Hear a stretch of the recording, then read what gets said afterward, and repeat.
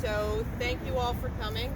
My name is Elizabeth Wallace, Elizabeth, Wallace, Lasc. I'm a nurse here. I work in the medical surgical unit. I'm on a COVID-only unit for the inmates from the Cook County Jail. We're out here tonight because there is not a shortage of personal protective equipment, PPE, but because management doesn't want to provide it to us. We need to take full airborne droplet and contact precautions, and management is failing to provide adequate gowns, hair, and shoe coverings to do the job. As you can see on this poster over here, these are examples. Some of them are from my unit. Our gowns are thin. You can splash water through them, and per the FDA's assessment, are not designed to protect against viruses. I had a group of doctors on my COVID unit over the weekend refused to use the replacement gowns, which are white, that the hospital provided. They said, do not use this for COVID positive patients. And so we are making our own gowns, our own hair coverings and shoe coverings out of whatever we have on hand in order to protect ourselves and our patients. Management has refused to provide hair coverings, which means that the virus can land on our hair. Studies have shown that they land on follicles of your hair, and they are not offering us someplace to shower after our shift before we go home. So that means we take it in our cars. And unless you have a shower somewhere outside of where, the majority of your family, or where your family lives, we can walk into our homes and take the virus into our homes before we shower, which is part of our routine now as healthcare workers, as nurses, when we come home. But that means you could actually scatter it. They're refused to provide shoe coverings, which means we are tracking the virus with our shoes across the facility, even onto the cancer units. There's one right next door to my unit, and putting patients' lives at risk. We need to contain the virus as much as possible within the hospital, and without shoe coverings, we are unable to do so. And RNs have made their own shoe coverings. They made them. A coworker of mine. So what I did to cover my feet, I used a shower cap that I bought at Walgreens with some tape. Other people have gotten creative, as you can see, with big socks and put those on their feet. My coworker also wore the shower cap on her head last night because we don't have head coverings. A nurse has actually used one of the pillowcases that we use for patients to cover her head. That's really unacceptable. The hospital should provide us with the proper hair coverings, shoe coverings, and gowns. It's not just about N95 masks, it's everything. Otherwise, we are susceptible to the virus, and we are taking it to other patients, and we are going out into the community to our families and spreading the coronavirus that way. And so also, it shouldn't, with all this going on, be a surprise that our union, National Nurses United, it represents 150,000 nurses across the country, that here at Stroger, we have the second highest number of nurses who have been tested to be COVID positive. Next to Kaiser Permanente in California, which is a huge healthcare conglomerate, HMO. We have 20,000 members there. We're second to that. And we are the safety net and safety net hospital in the city. And that is completely unacceptable that we are second in this country. Without the proper PPE, we fall ill, and management is responsible. We demand gowns, shoe and hair coverings, and all other PPE necessary to allow us to safely care for the public. Thank you.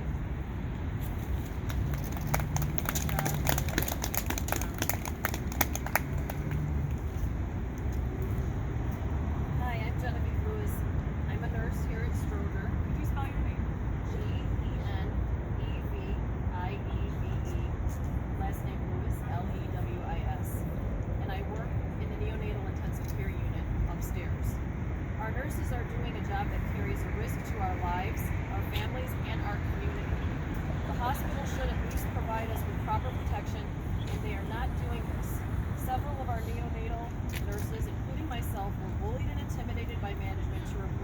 level 4 coveralls, which do confer protection from viruses. We had to invoke our union rights and refuse to remove our coveralls when working with suspected COVID-19 patients. We are a public safety net hospital.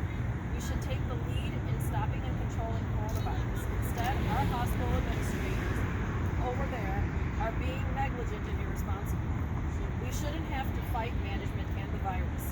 We want policymakers to ensure that all hospitals nationwide have proper level 4 PPE to protect our nurses, so we can do all our jobs responsibly and with peace of mind.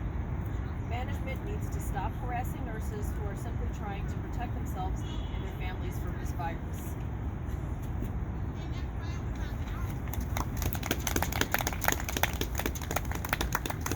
Hi, my name is Consuelo Vargas, Consuelo. Vargas is Victor, ARGAS. I'm an ER nurse here at Stroger Hospital. Management is not following directives from the Chicago Department of Public Health nor federal OSHA. Cook County Health and Hospital System is obligated to screen all staff for COVID-19 symptoms before and after their scheduled shifts. This is not being done. I have not been screened during this crisis, nor have my colleagues. Management must screen all staff for symptoms and should take their temperatures as well. Currently, management is not tracking staff who have been exposed to COVID and isolating them. Instead, it instructs staff to work until they have symptoms, even after exposures. This could be exposures to patients or our coworkers. There's nurses throughout the hospital that have been out on COVID, and none of their colleagues were checked to see if they had symptoms or tested or swabbed. According to the CDC, 25% of those infected may never have symptoms, yet may still pass the infection to others. This policy puts patients and staff at risk. We are demanding contact tracing and testing for those who are exposed regardless of symptoms. We are demanding a policy where those who are infected are not forced to be working and endanger others.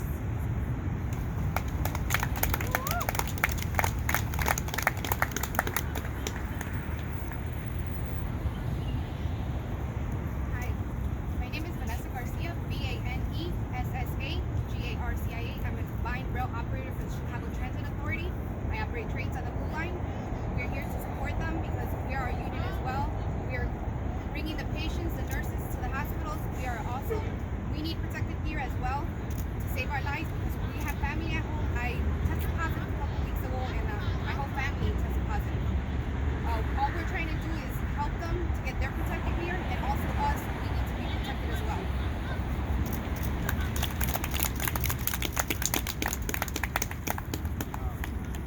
My name is Eric Slater, EREKSLATER. Vanessa, I operate the 50 Damon bus about 100 feet from here for the last 14 years. And Vanessa here, she operates the Blue Line for many years as well. And so we bring passengers to this hospital and the other hospitals in this area. We've been doing that throughout this pandemic. We are on the same front lines as the hospital and workers here in this hospital and other hospitals. I want to say that our president of ATU, Amalgamated Transit Union Local 241, wanted to be here, could not come, and asked me to speak on his behalf. I want to just talk about some of the same issues that our brothers and sisters as nurses and other custodial workers and other workers in the hospitals are facing. We have 3 dead co-workers in the Chicago Transit Authority that I know of for a fact. Myself, I got COVID-19, and many of my coworkers in my bus garage who drive that 50 Damon bus 100 feet away have had to go home. We're very, very concerned that we do not have the necessary proper equipment, testing, and protocol from our employer and from the city and state and federal government to be able to safely operate our buses. We're very concerned that the Chicago Transit Authority and Pace Suburban is a transmission belt of the virus. If the necessary steps are not being taken fast enough to make sure that we're not overloading our brothers and sisters here in the hospitals.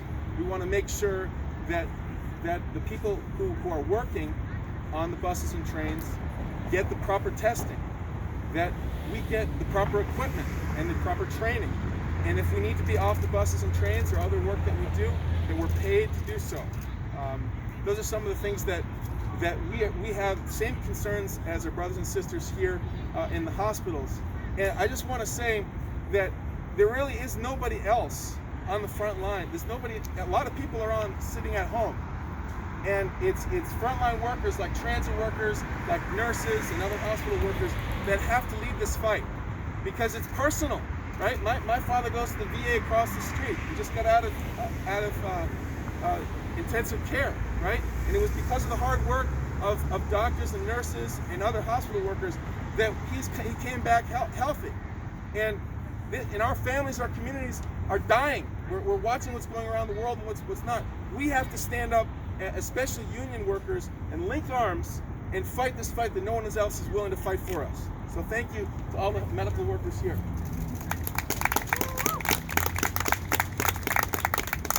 Are there any questions from the media? I got a question. Who are these managers that are placing their budgets or their profits ahead of your health? And who are they responsible to? The Cook County Board? Is that who they're acting on behalf of? Is it Dreckwinkle that is telling them save money, endanger the nurses? And everybody who goes into this institution, from what you described, has the potential of being exposed. So the managers are all hired. They're the ones that run our units, and they're the direct level managers that work with us. And those are the managers that are telling us to remove our coveralls. And coveralls have been shown to actually reduce people's chances of getting the virus. And level 4 gowns are the only kind of gown out there that can stop viral penetration. And they're giving us level 1 and 2s, which is anything can go through water, blood, anything. And these are the direct level managers that work with the nursing staff, the frontliners. They're the ones that are, telling you, take your coveralls off. You don't need that, and it's not like we don't have the items. We do have items, but they're keeping them or they're not giving them to us. There's been plenty of masks I've heard have come into the hospital, and where are they? That's my question. I don't know if you guys want to add to this too, because I feel like it's just them. It might be above them as well, their bosses. So I think it's really like the first level and then the second level, definitely, of nursing. Yeah, is nursing management. It's actually upper hospital management. They're saying that these things are not necessary. So, and people do know that there's an independent board that runs the hospital, right? And they need to be made aware. They have been made aware. President Dreckwinkle has been made aware. I mean, we are pushing to say that if you have these, you need to give them and not hold them for the future, right? We need them now for the COVID units. And it is incumbent upon them. And I realize there's a national shortage. There's a fundamental problem with the system of healthcare right now, and the distribution of PPE, and the lack of preparation for this pandemic that has put us into this situation. So we can go all the way to the top, and we can look at both parties, and they're both responsible, both at the at the federal level for this complete bungling of this pandemic. But yes, it comes from upper management in this hospital, and they need to be held accountable. And we need to actually have that, in the sense of saying we need to have this right now, not for later. And otherwise it puts us at risk, our patients at risk, and we will carry it into the community. Hospitals become actual centers of COVID disease and spreading rather than stopping it, the way hospitals have always been seen as places that are safe for people to come if they're sick.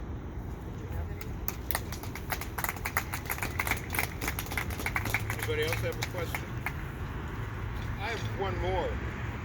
Do you think that there's an inappropriate or a poor understanding of a poor philosophy in approaching how to allocate resources for this pandemic, which is right here, thinking that when it gets worse, they'll use this special equipment as opposed to putting it up front, like doing the maintenance, doing the protection now to stop it here instead of trying to deal with a further flare-up. So to answer your question, they're not protecting anything right now. Not when nurses are coming down with COVID. I don't know who they're protecting. All they're doing is causing more problems. I need my coworkers at my side. You know, we need to work as a team. We have nurses from other units going to other units that are not their specialty. And we need those specialty nurses there to help train them, get them oriented, help them along the way. That they're not used to. So they're not protected. Like, why are we, there's no reason to wait. We have not had a nurse die in our hospital yet. I know other hospitals have. Down the block, they've had one already at UIC. It's too late. There's nothing to protect us for down the line if we never get there. So they need to be transparent about how much PPE we have and how to use the PPE, because the policy has changed so many times, it's impossible to keep track. You can ask 10 nurses in this hospital, what is the policy on PPE? And you're gonna get 10 different answers. Because it's impossible to keep track of what we're supposed to be doing and how we're supposed to use it. I have my own PPE. I went to the hardware store, I bought my shoe covers, I ordered running caps online because I couldn't find surgical caps, and I bought N95s for a medical mission that I was supposed to go on last year that I never went on. So I have my N95s from that, but I'm running out. So I've already ordered a respirator and filters that I can change. I'm not waiting. I cannot wait for them. My family needs me. And somebody mentioned bullying, that people, nurses and staff are being bullied in the time of a crisis. That sounds like inept, poor, and actually criminal leadership in a national health crisis, which has a focal point right here. Somebody want to speak to that? Yes, I was actually bullied on the neonatal ICU by our nurse, and several of our nurses were bullied. One morning, when they walked in, they said, everyone needs to remove these bunny suits, which are the coveralls, and they said, you don't need this, the CDC doesn't recommend this, but I said, if you read further in the CDC guidelines, not just the COVID-19 section, but if you read further, it talks about levels to gowns, and I told the bosses, I said, there are levels to gowns, and we don't want to wear the yellow gowns because those are only level 1 and 2. The virus will strike right through the gown and hit our scrubs. They want us to wear our green scrubs and a yellow gown. That's not enough protection. This virus doesn't just pass through the respiratory tract, through the nose, the mouth, and the eyes. It also passes on surfaces, and a surface is like our arms, and the virus will go right through there. So I said, we need level 4 protection. If you read further in the FDA guidelines and the CDC, they say level 4 is the only level that is approved for viral protection. And when I confronted them with this, they just kind of said, talk to the command center, talk to somebody else. Is that correct? Had the argument. I believe it is the hospital. Yeah. So, but that wasn't enough. That wasn't a good answer for me. You know, and then they continuously say, wear the yellow gown. Well, I want a level, not the color, a level. Level of protection is very important because, like I said, this virus is very contagious. We will catch it, and if all of our nursing staff is out for 18 days on quarantine, who's going to take care of the patients? You know, that's my biggest question. And if we're spreading it to each other, I'm working with a lot of COVID-19 positive nurses, staff, janitors, things like that. We're not containing this virus. We're spreading it throughout the community. You know, once we leave here and we're COVID positive, it's going to pass everywhere. So that's my question. As a public safety net hospital, you have a responsibility and a duty to protect the public and the nurses and everyone else. So, and that is not being done. Thank you. Thank you.